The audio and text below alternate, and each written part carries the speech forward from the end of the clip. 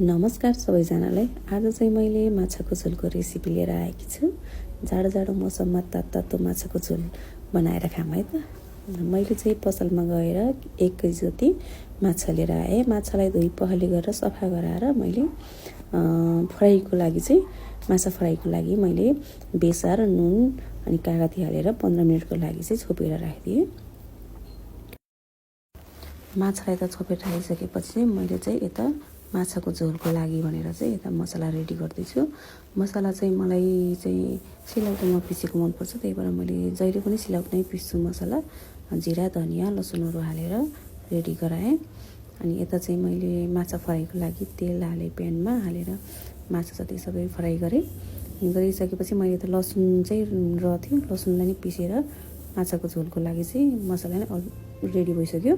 अनि यता चाहिँ मैले अब झोल बनाउनु पर्यो, सबै माछाहरू तारेर भ्याइसकेपछि चाहिँ मैले यता कराही बसालेर तेल हालेर अनि जिरा धनियाँ पड्काएँ। पड्काइसकेपछि चाहिँ अनि हल्का ब्राउन भयो भनेपछि अनि प्याज हालेर मैले प्याजलाई भुटेँ। अनि प्याज ब्राउन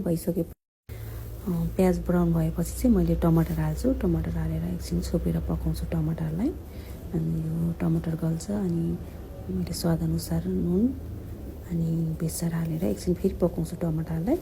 अनि पकाइसकेपछि चाहिँ अघि बनाएको मैले मसलाहरू रेडी गराएको थिएँ। माछाको लागि मैले त्यता मसला रेडी गराएको थिएँ। त्यो मसला पनि मैले अब टमाटर गलिसकेपछि चाहिँ त्यो अघिको मसला पनि हाल्छु। हालेर चाहिँ त्यसलाई चाहिँ छोपी पकाउँछु। अनि यो ग्रेभी चाहिँ एकछिन पकाउनुपर्छ। अनि मसला चाहिँ यो एकदम पाकिसके भनेपछि चाहिँ यो माथि तेल निस्किन्छ कि यो ग्रेभीको माथि चाहिँ सर्लक्क तेल निस्किन्छ। तेल निस्किसकेपछि चाहिँ मैले यता अनि तातो पानी, मैले चाहिँ माछामा तातो पानी हाल्छु। अनि तातो पानी हालेर मैले एकदम मजाले पकाउँछु। अनि त्यो अघिको मैले फ्राई गरेर राखेको माछा अनि मैले त्यसमा हालेर एकछिनसम्म मैले पकाउँछु। माछालाई नि पकाउँछु। माछालाई चाहिँ तातो पानी हाल्यो भने एकदम स्वादिलो मिठो हुन्छ भनी सुनेको थिएँ। त्यही भएर मैले जहिले पनि माछा पकाउँदा चाहिँ तातो पानी नै हाल्छु।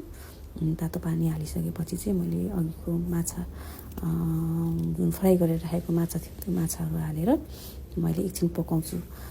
पकाइसकेपछि चाहिँ मैले अनि माछालाई सबै हालेर पकाइसकेपछि चाहिँ मैले अब कागती या चुक जे हाल्दा नि हुन्छ। मैले चाहिँ अब कागती हालेँ।